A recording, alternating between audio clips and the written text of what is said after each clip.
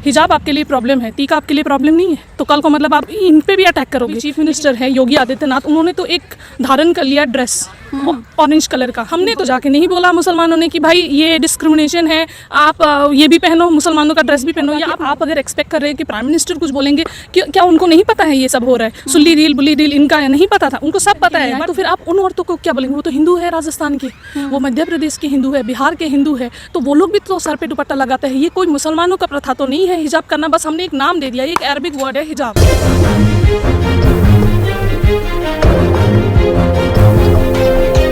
नमस्कार, आप देख रहे हैं नेशनल इंडिया न्यूज़ और मैं ज्योति। एक तरफ जहां चुनावों की 5 राज्यों में तैयारियां चल रही है, तो दूसरी तरफ कर्नाटक की बात करें तो कर्नाटक में जिस तरीके से जो हिजाब का विवाद है वो काफ़ी गरमाया हुआ है।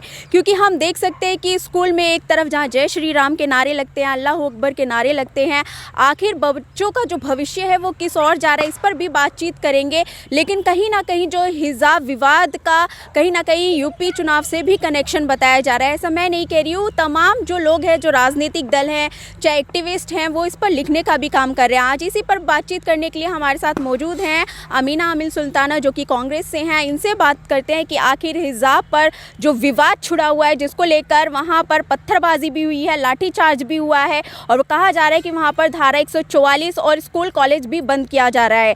तो इसी मुद्दे पर बातचीत करने के लिए मैम आपका बहुत बहुत स्वागत है। और सबसे पहला सवाल मेरा आपसे ये है कि जो कर्नाटक में हिजाब विवाद जिस तरीके से छाया हुआ है, कैसे देख रही हैं आप? देखिए, ये तो बिल्कुल ही मतलब डिस्क्रिमिनेशन है। क्योंकि आप देखिए, अभी हमारा इंडिया इस हिसाब में मैन और वुमेन के रेशियो अगर देखिएगा आप, अभी इक्वल नहीं है। अभी इक्वल छोड़ो, जो मैन है वही अभी 100% एजुकेटेड नहीं है। कितने सारे लड़के हैं जो अभी स्कूल जाते नहीं हैं, ठीक है। मतलब परसेंटेज अगर देखा जाए तो 87 अराउंड होगा परसेंटेज जो लड़के भी अभी 100% नहीं है। उसमें तो लड़कियां तो उनसे भी दूर है। और माइनॉरिटीज़ के उनका तो पूछिए मत, उनका तो मतलब जो रेशियो है वो बहुत परसेंटेज जो है वो पढ़ाई लिखाई का, बेसिक एजुकेशन का जो प्राइमरी लेवल का है वही बहुत कम है। 50 से भी ऊपर नहीं है, 50 से नीचे ही है परसेंटेज। ऐसे एक देश में आप किसी वजह से बोलते हो कि ये वजह है, फलाना वजह है, इसके वजह से हम ये नहीं करेंगे, वो नहीं करेंगे, आपको पढ़ने नहीं देंगे।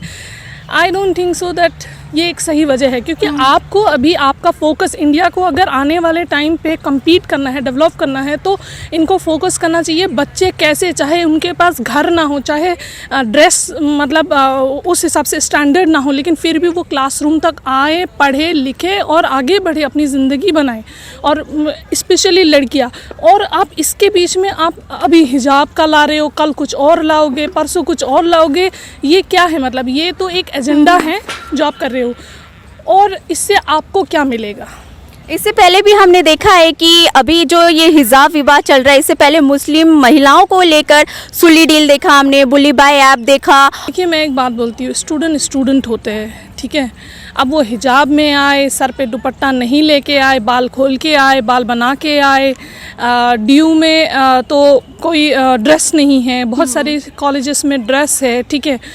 तो ये सारा मतलब क्या वजह क्या है? मतलब आपको कौन सा सेटिस्फेक्शन मिल जाएगा अगर लड़की बिना हिजाब के आ जाएगी, अगर बाल खोल के आ जाएगी, या बाल आपको दिखेंगे, ठीक है। हमारा यहाँ पे उत्तर प्रदेश में जो अभी चीफ मिनिस्टर है योगी आदित्यनाथ, उन्होंने तो एक धारण कर लिया ड्रेस ऑरेंज कलर का, भगवा रंग। तो वो उस ड्रेस पहन के चीफ मिनिस्टर के पोस्ट पे बैठे हुए अपना ऑफिस से काम चलाते हैं। हमने तो जाके नहीं बोला मुसलमानों ने कि भाई ये डिस्क्रिमिनेशन है, आप ये भी पहनो, मुसलमानों का ड्रेस भी पहनो, या आप नॉर्मल ड्रेस भी तो पहन सकते हैं। लेकिन वो तो कोई इशू नहीं है। और जिस प्रिंसिपल, जो कर्नाटक के प्रिंसिपल्स बोल रहे हैं कि हिजाब पहन के नहीं आ सकते, वो खुद ही आपने देखा माथे पे टीका लगा के आके लोगों को एड्रेस कर रहे हैं। मतलब हिजाब छोड़ो, जब कोई भी बच्चा अपने घर से निकलता है स्कूल के लिए, हम हो या कोई और किसी भी रिलीजन का हो, क्रिश्चियनिज्म का हो या किसी भी, वो लोग हमेशा हिंदुओं का हो, वो टीका लगा के प्रेयर करके आते हैं, ठीक है। जो हिंदूज़ है वो प्रेयर करके माथे पे टीका लगा के आते हैं। हिजाब आपके लिए प्रॉब्लम है, टीका आपके लिए प्रॉब्लम नहीं है, तो कल को मतलब आप इन पे भी अटैक करोगे। लेकिन नहीं, यू विल नॉट, बिकॉज आपका ये एजेंडा है बस कि मुसलमानों को किसी भी तरीके से एक उसमें रखना चाहिए, मतलब क्या बोलते हैं ना, सुर्खियों में मुसलमान रहना चाहिए। मुसलमानों का कोई भी मुद्दा हो कि हम मुसलमानों को टॉर्चर कर रहे हैं, हम मुसलमानों को डोमिनेट कर रहे हैं, ये एक मुद्दा है जो हमेशा रहना चाहिए, ताकि हिंदुओं को लगे कि वाह वाह वाह उनका डेवलपमेंट बहुत हो रहा है और उससे उनको वोट दिया जाए। ये एक पॉलिटिकल मैटर है। तो आपको लग रहा है कि स्कूल या शिक्षण संस्थानों में सारी चीज़ें जो है वो बंद होनी चाहिए, हिजाब या पगड़ी या तिलक वगैरह ये जो लगा के आते हैं?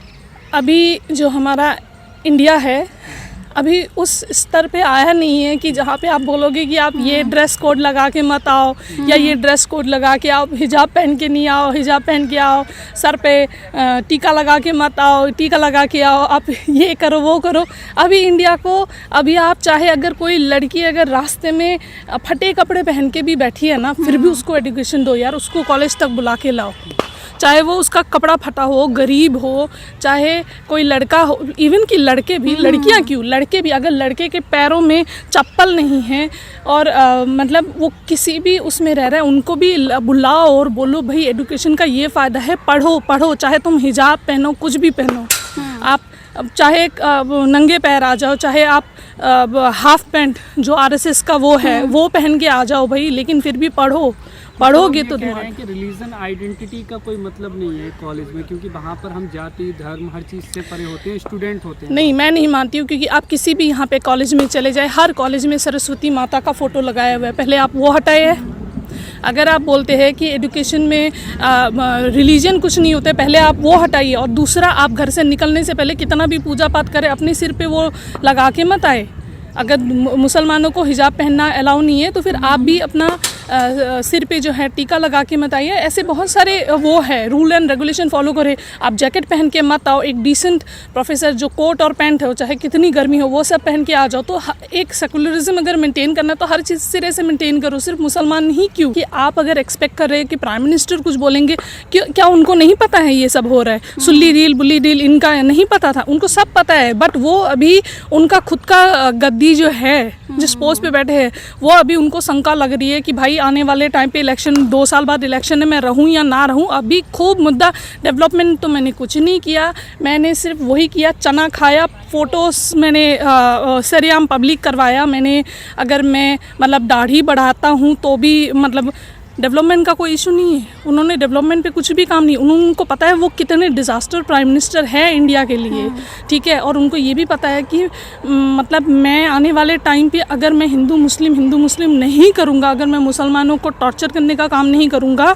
तो फिर मेरी गद्दी वापस आना, मुझे मिलना मुश्किल हो जाए। और अगर एक बार मेरी गद्दी चली गई तो क्या ही होगा पता नहीं, बीजेपी वालों का फिर क्या होगा।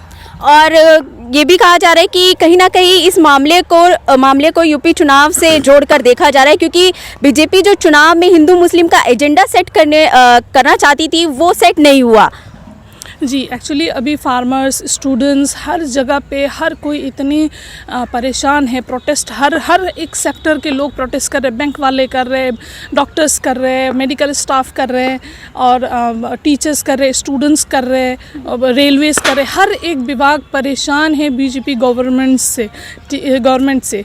तो अभी उनके पास मुद्दा है नहीं, तो अभी इन लोगों ने ये कर दिया है कि भाई आप कर्नाटक में करो, कर्नाटक में अगर वो सक्सेसफुल होगी तो हम आराम से उस चीज़ को यूपी में तब्दील कर देंगे, ठीक है। और फिर यूपी में अगर हमें पता चलेगा, लोगों का अभी वो माइंडसेट देख रहे हैं कि क्या होगा, लोगों का माइंडसेट किस तरफ जाता है। आप एक बात बताएं, आप कभी राजस्थान के गांव गए हैं? राजस्थान के, मध्य प्रदेश के गांव, अभी भी वहाँ पे जो औरतें हैं वो यहाँ ऐसे हिजाब लगाते हैं और यहाँ तक रहते हैं, आप उनके पूरा फेस भी नहीं देख पाओगे, वो आपको ऐसे करके भी नहीं देखते हैं। तो मैंने खुद देखा है वहाँ के।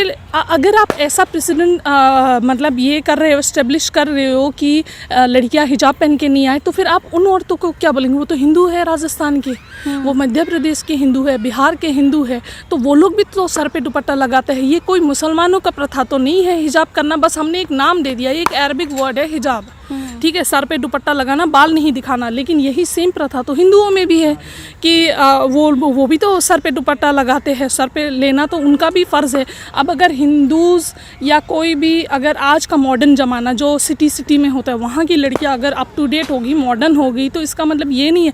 अभी देखिए जो कर्नाटक में हिजाब का रो चल रहा है, उसमें प्रोटेस्ट जो अगेंस्ट पार्टी है, ठीक है, कि हिजाब को रोकना चाहिए। लड़कियां लड़के का जो ग्रुप आ रहा है वो क्या कर रहा है, सैफरन रंग पहन के नहीं आ रहा है, तो आप उनको क्या बोलोगे, फिर रस्टिकेट ही कर दो उनको। तो क्या मान लिया जाए मुस्लिमों को टारगेट किया जा रहा है? यस, ये टारगेट है। आप कुछ भी बोलो ये टारगेट है, लेकिन ये ज़्यादा टाइम तक नहीं टिकेगा, क्योंकि देखा आपने मुस्लिम्स को कितना स्ट्रॉन्ग बना दिया है कि अब मुस्लिम्स पहले अगर थोड़ा बहुत डरते भी थे, लेकिन अब वो अकड़ गए।